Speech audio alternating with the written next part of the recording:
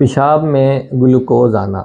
अक्सर मरीज़ों का ये सवाल होता है कि मेरे यूरिन में डॉक्टर साहब 1+ शुगर आ गई है, 2+ आ गई है, 3+ आ गई है, मेरे गुर्दे ख़राब तो नहीं है, मुझे शुगर है इस वजह से आ रही है।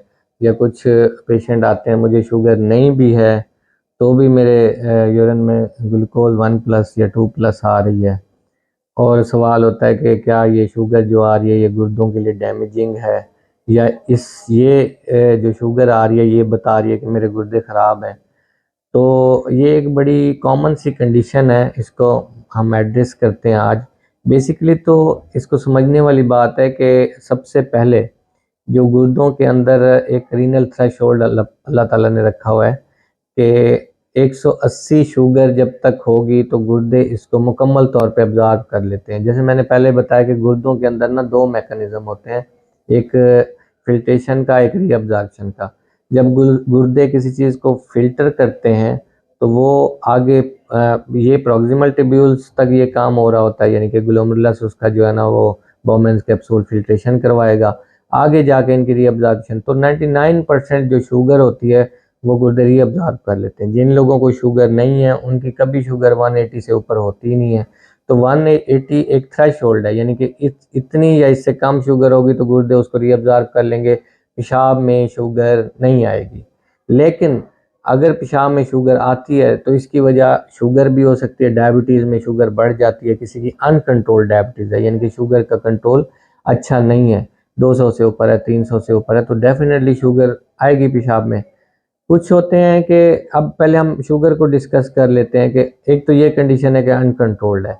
दूसरा ये होता है कि अब एक मरीज़ को हमने दवाई दे दी शुगर की, उसकी अब शुगर जो है 180 से कम रहना शुरू हो गई है, लेकिन फिर भी उसके यूरिन में शुगर आ रही है, तो फिर क्या वजह होगी भाई?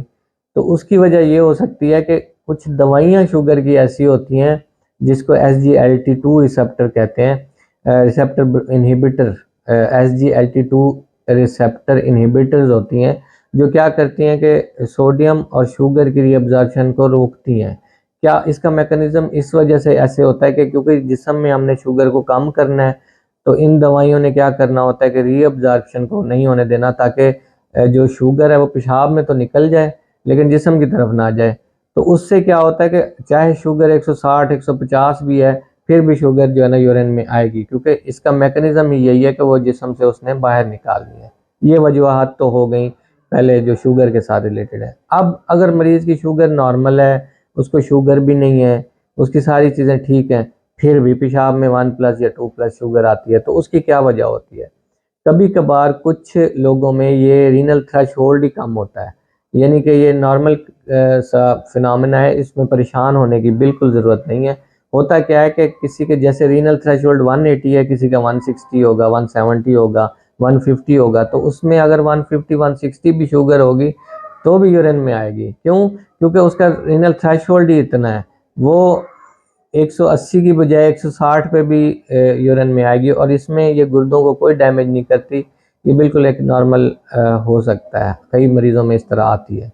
अब जो इसके अलावा जो रेयर एक कंडीशन है उसको कहते हैं फैनकनी सिंड्रोम, यानी इसमें ऐसे होता है कि जो मैंने आपको जैसे बताया जो डिस्टल हैं ट्यूब्यूल्स वो रीअब्ज़ॉर्ब करते हैं, जब वो रीअब्ज़ॉर्प्शन की जो ट्यूब्यूल्स हैं उनके अंदर ही कोई डिफेक्ट हो, यानी कि वो रीअब्ज़ॉर्ब भी ना कर सके, उसमें फिर क्या होता है कि शुगर के साथ साथ अमाइनो एसिड, फास्फोरस, बाइकार्बोनेट्स, इनकी भी रीअब्ज़ॉर्प्शन रुक जाती है।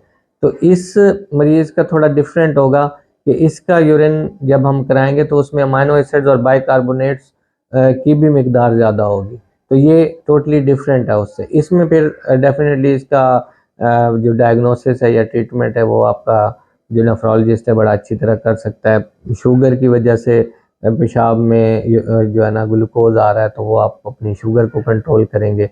अब जो ये मैंने दवाई बताई जिसकी वजह से पेशाब के अंदर शुगर आ सकती है, जिन मरीज़ों को शुगर होती है, तो उसमें 2 मसले हो सकते हैं कि एक तो उसको यूरिन ज़्यादा आएगा क्योंकि सोडियम भी उससे निकल रही है, और दूसरा जब यूरिन के अंदर ग्लूकोज होता है तो वो क्या करता है, वो यूटीआईज यानी इन्फेक्शन, बैक्टीरिया के लिए ग्लूकोज जब उसको मिलेगा वो उसके लिए अच्छी फूड है, तो वो यूटीआईज उसकी वजह से बढ़ जाएंगे। तो जो जितनी ये डापा और एम्पा या कहना ग्लिफ्लोजेंस के नाम से ये आती हैं, तो ये जितनी भी दवाइयाँ हैं इनके साथ जो है ना पेशाब में शुगर आ सकती है। तो ये बिल्कुल परेशान नहीं होना, 1+, 2+, 3+ ये चीज़ें हो सकती हैं।